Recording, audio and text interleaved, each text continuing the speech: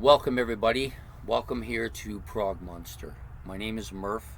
I am the host of this show, a show dedicated to progressive rock and other forms of rock music. So we're here to start the mini-series that I talked about when I did the episode of this week the other day.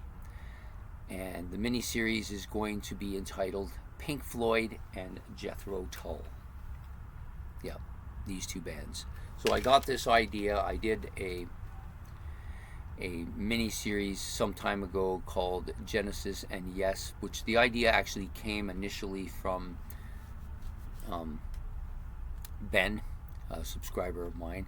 And then when that series was done, on one of the episodes, some guy was enthusiastic as hell about it and said, "You should do one on Pink Floyd.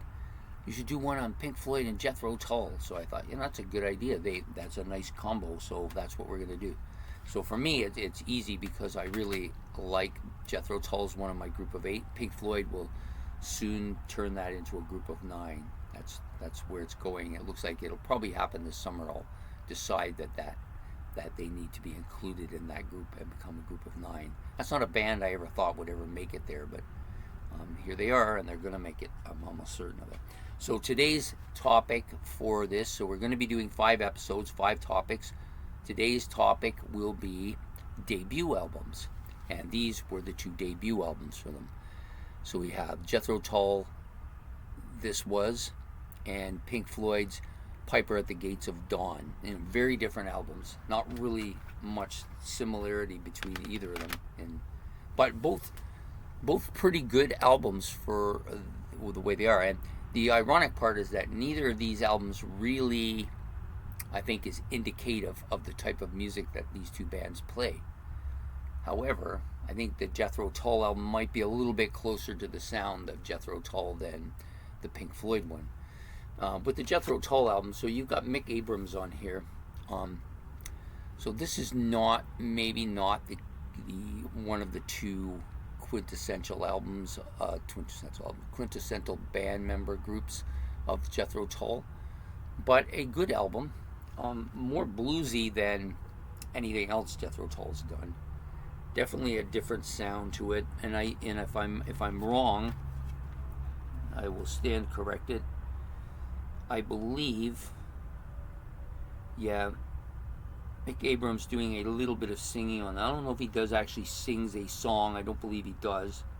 I think he just is like background vocals here. And this is the 2 of them right here.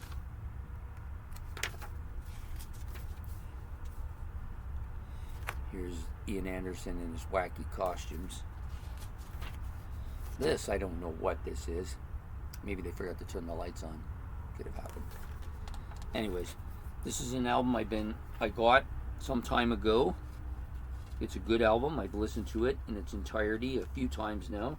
Hasn't made my playlist yet because I've got so many other Jethro Tull albums that I got to listen to, and this one not being one that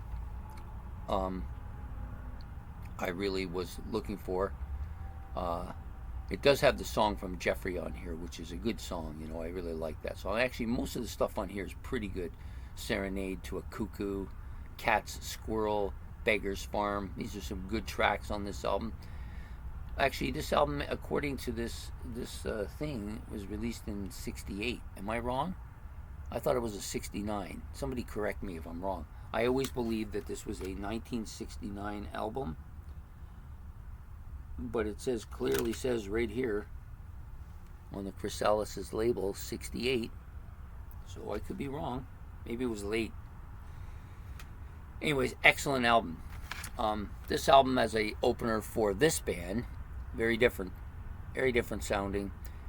And when I first heard this, I said, "Is that really Pink Floyd?" A very surprising album. Much poppier. Also a lot more psychedelic. This is a very psychedelic album compared to some of the later stuff.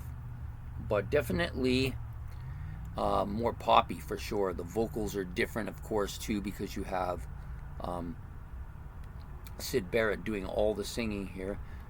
Obviously, it's a psychedelic album. All I have to do is look at the cover. You can see that easily enough. So this album came out in 1967. even though it doesn't say that here, but that's when it came out. That's the formation. Well, the band was actually formated in 1965, I believe.